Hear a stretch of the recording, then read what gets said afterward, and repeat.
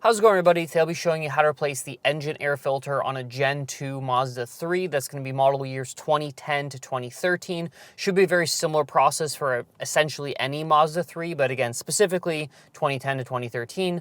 All you're going to need is a Phillips head screwdriver. You could also use a 10mm socket, but we can do it just with this. And I'll show you exactly how to get that done. So let's go ahead and head to the front of the car, pop the hood, and replace that engine air filter. So here we are at the front of the car, and this is the air box. You can see to the right of the sort of plastic cover, we have the air box right here. Now, let me quickly show you what we're gonna do. We have one hose clamp right here, which has both a Phillips head and a 10mm head. We can use either one. I'm gonna use the Phillips head screwdriver.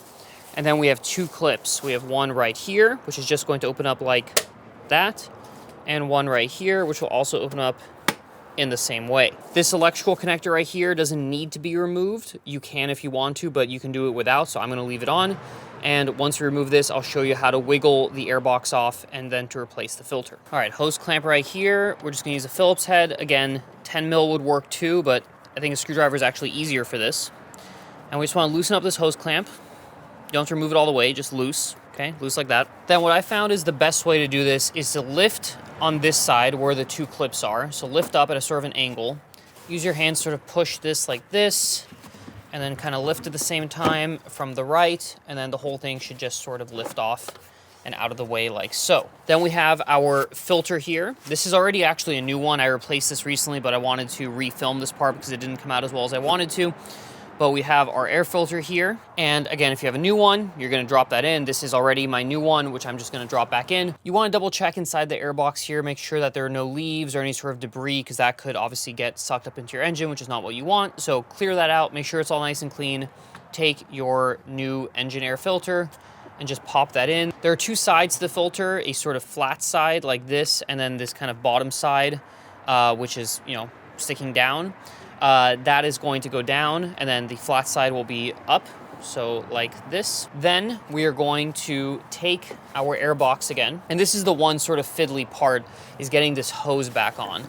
Now what I found is the best way to do this is to get the hose on first and then worry about everything else. So you just want to try to make sure that the hose is going all the way around this sort of cylindrical part right here of the air box.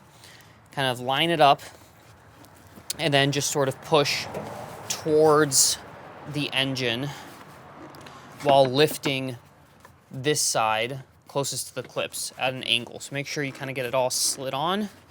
Keep pushing towards you. Okay, there we go. And I can see it is fully interfacing with this little tab right here. Down here, we have these two tabs that fit in these holes. There's one on each side. So once we have the hose started onto the air box here, we can then sort of wiggle this into place like so. So those tabs are going to fit inside these holes right here. You're just gonna sort of make sure this is fully seated, and then you're just gonna close these two little metal tabs, 1 and 2. Then back to our hose clamp. We are just going to tighten that back on, again using either a Phillips head screwdriver like I'm using here, or a 10mm socket, both of which will work just fine. Get that snug, give it a little pull, make sure it's not coming loose, and you are done. Job done. Thank you guys for watching. I hope this was helpful.